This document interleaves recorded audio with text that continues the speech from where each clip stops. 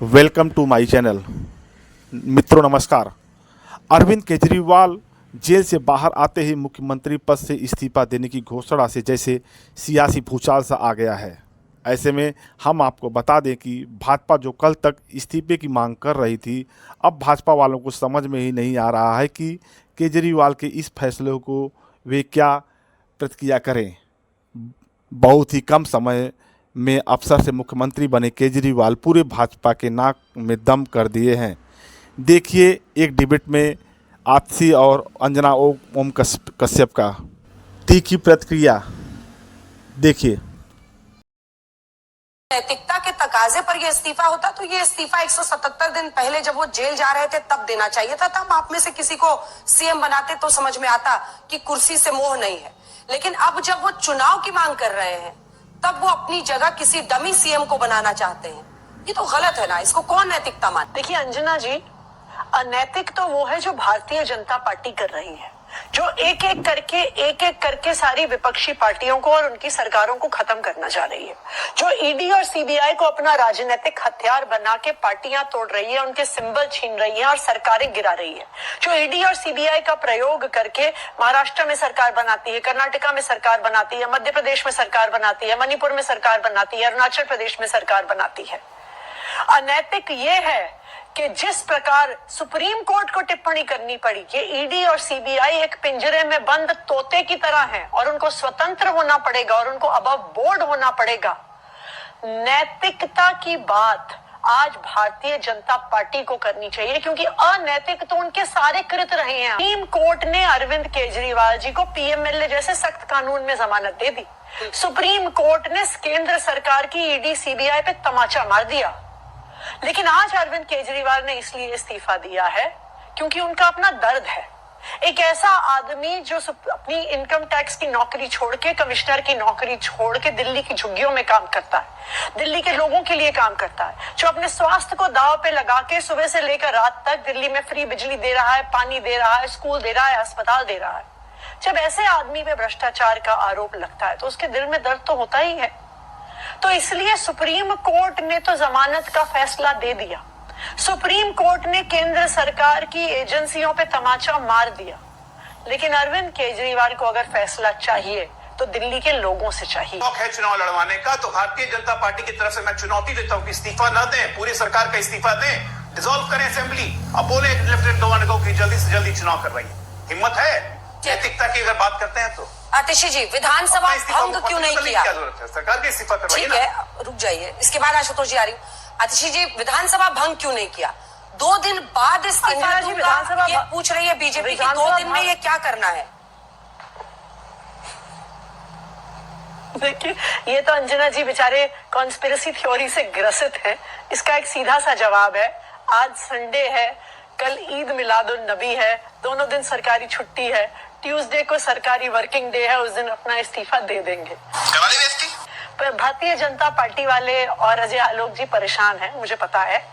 वो परेशान इसलिए हैं क्योंकि उनको समझ में आ गया है कि हो सकता है अब चुनाव जल्दी करवाने पड़े, और हो सकता है क्या इनको पता ही है कि जैसे पिछली बार 2 बार मुंह की खाई है दिल्ली में, फिर भी ऐसा ही होने वाला है।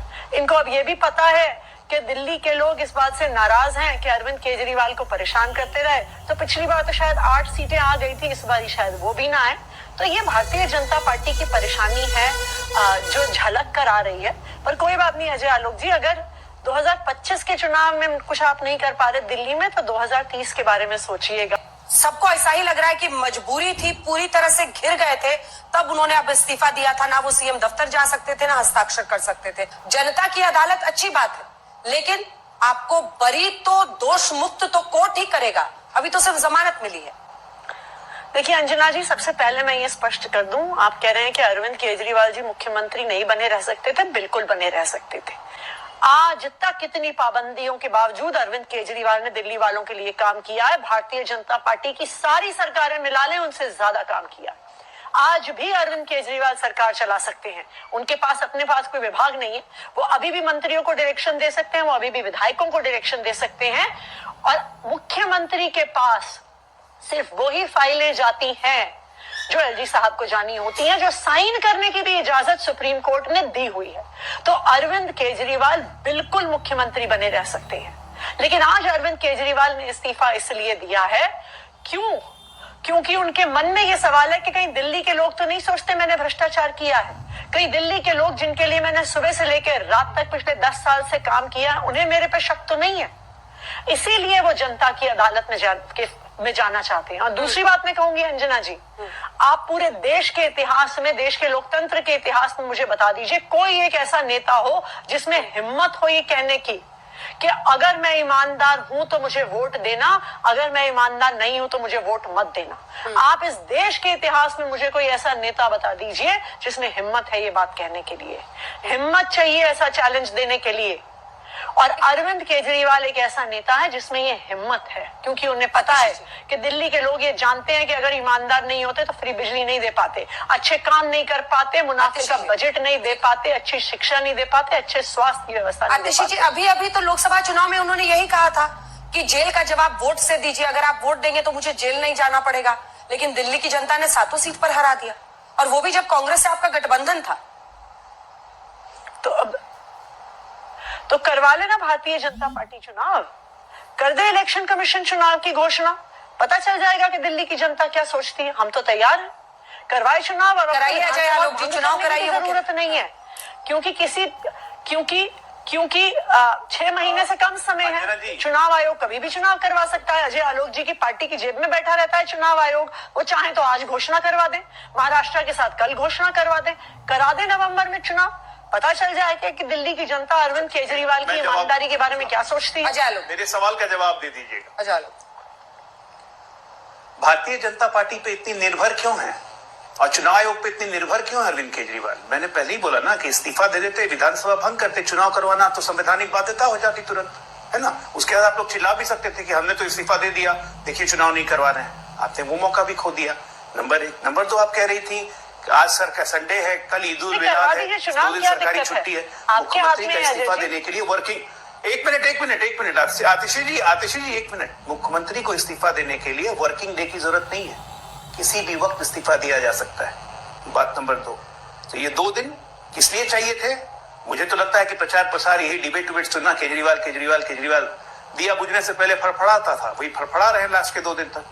नैतिक सवाल सबसे बड़ा ये है आज की तारीख में कि आपने ऐसा क्या किया है जिसको आप छुपाने की कोशिश कर रहे हैं। पैरों के नीचे जमीन आपकी है नहीं, चुनाव आपको लड़ना है तो भैया आइए ना, इस्तीफा देके जी, ये विधानसभा बंद करते चुनाव हो जाते। आप तो ऐसे मुख्यमंत्री निकले, आपने Guinness book of world record में नाम दर्ज करवा दिया, और भारतीय लोकतंत्र का सबसे अच्छा काल स्वर्णिम अध्याय में आपने लिखाया भारतीय लोकतंत्र का इतिहास। क्या इतिहास में पहले भारत के ऐसे मुख्यमंत्री जिन्होंने 5 महीने जेल से रहकर सरकार चलाई, नंबर 1। नंबर 2, इतिहास के पहले ऐसे मुख्यमंत्री जो जेल से बाहर आए प्रतिबंधित मुख्यमंत्री बन गए।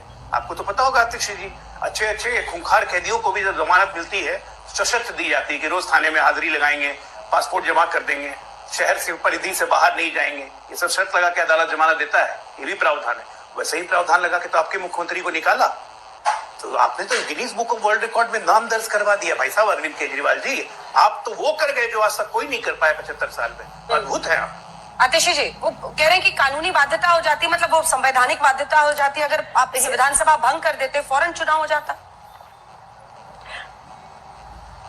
देखिए, अजय आलोक जी परेशान हैं क्योंकि इनका बहुत बड़ा षड्यंत्र आम आदमी पार्टी अरविंद केजरीवाल जी ने फेल कर दिया। पिछले 10 साल से ईडी और सीबीआई का प्रयोग करके सरकारें गिरा रहे थे, विधायकों की खरीद फरोख्त कर रहे थे, ऑपरेशन लोटस के माध्यम से कर्नाटका में, मध्य प्रदेश में, गोवा में, अरुणाचल में, मणिपुर में विधायक तोड़ के जेल की धमकियां दे के इन्होंने अपनी सरकारें बनाई हैं।